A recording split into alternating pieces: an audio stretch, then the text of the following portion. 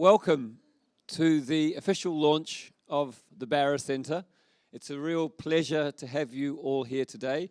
It's a special pleasure to welcome those who have travelled to be here. So it's a fantastic turnout and thank you all for coming. I'd like to introduce Professor Nick Jennings, who's the Vice Provost for Research at Imperial College, who's going to start the day off by saying a few words. Nick. Thank you, Andrew. I think I've got a mic.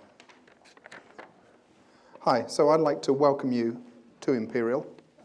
As Andrew says, I'm the Vice Provost of Research.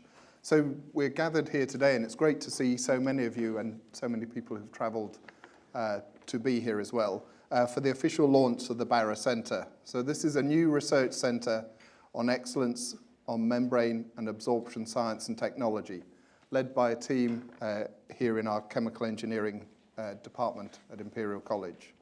We're making the launch, as you will at least know from the bits of paper that you have in front of you, a symposium which talks about separation challenges and which will culminate in a keynote lecture given by Richard Baker, who's the founder and principal scientist at Membrane Technology and Research Inc. and chair of the Barra Centre, and I believe a former PhD student.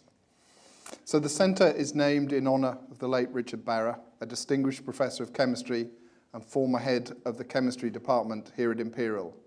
He's credited with research breakthroughs in polymer membranes and molecular transport in microporous media.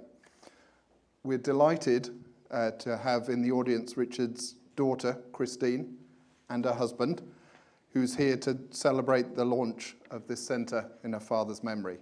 We're also delighted to be joined by so many of you who've travelled to be here today.